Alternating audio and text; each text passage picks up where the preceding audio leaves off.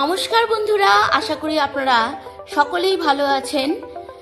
এই গরমে কিন্তু আমরা সকলেই কম বেশি দই খাচ্ছি। তো আজকে আমি গরুর দুধ দিয়ে দই বানাতে চলে এসেছি।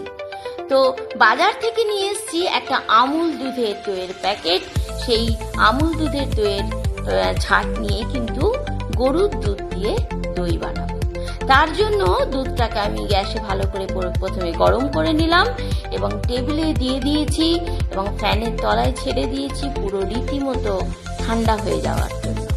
তো যতক্ষণ না দুধটা পুরোটা ঠান্ডা হবে ততক্ষণ কিন্তু দই বসানো যাবে না। দেখুন আমুল দুধের দইয়ের কাপটা কত সুন্দর। এইটার মধ্যেই কিন্তু আমি দই বসাবো।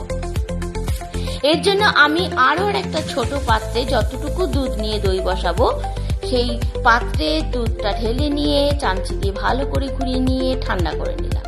নিয়েছি 1 চামচ দইয়ের ছাট। 1 চামচ দইয়ের ছাটটাকেও ভালো করে চামচি দিয়ে গুলিয়ে সেটাকে কিন্তু স্ম্যাশড করে দিলাম এবং এই দুধের মধ্যে দইয়ের অংশটা পুরোটা দিয়ে দেব। এক্ষেত্রে বলি, দুধ আর দই কিন্তু এক জিনিস নয়। যতক্ষণ না দইয়ের পুরো গুণটা দুধের মধ্যে মিশছে ততক্ষণ কিন্তু সেটা ভালোভাবে না মিশলে পরে ভালো করে দই বসবে না। যতক্ষণ পুরোটা মিশে যাবে তবেই কি একটা খুব সুন্দর মতো দই বসতে পারে।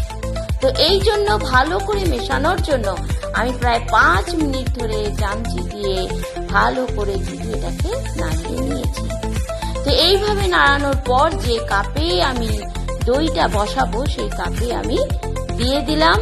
দেখুন, এরকম ঢেলে দেওয়ার পর এই দইটা কিন্তু অবশ্যই কোনো গরম জায়গায় এটাকে রাখতে হবে, কারণ গরম জায়গাতেই কিন্তু দইটা বসবে।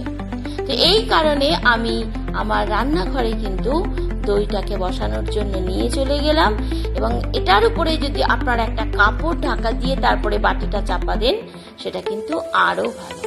ঠিক 1 থেকে 1.5 দিনের মাথায় আমার কিন্তু দই কমপ্লিট বসে গেছে। দেখুন, দই কমপ্লিট বসে গেলে তার উপরে হালকা জল একটু বেরিয়ে যায়।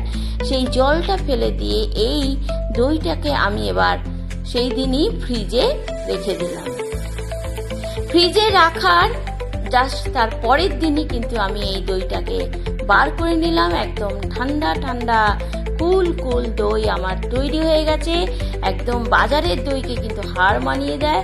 খুব সুন্দরভাবে দইটা কিন্তু বসে গেছে। দেখুন, একদম চাপচাপ। দেখুন, চাপচাপ আমি দই কেটে নিচ্ছি। এবার এই চাপচাপ যে দইটা কেটে নিচ্ছি এই দইটা দিয়ে এবার দইয়ের ঘোল বানিয়ে নেব। গরমের সময় কিন্তু দইয়ের ঘোল তার শরীরের জন্য ভীষণভাবে উপকারী। যদি আপনি এটাকে শুধুমাত্র বিট লবণ দিয়ে খান সেটা আরো বেশি উপকারী। তো আমরা আমাদের টেস্টের জন্য 1 থেকে 1.5 চামচ মতো চিনি দিয়ে দিলাম 25 ভাগের থেকেও কম একটু বিট লবণ। বিট লবণটা অবশ্যই দইয়ের ঘোলে কিন্তু দিতে হবে, তবেই দইয়ের ঘোলের টেস্ট অনেক বেড়ে যাবে। অনেকে এর মধ্যে চাট মশলা দিয়ে দেয়, কিন্তু আমি চাট মশলা দিতে পছন্দ করি না, নর্মালটাই পছন্দ করি।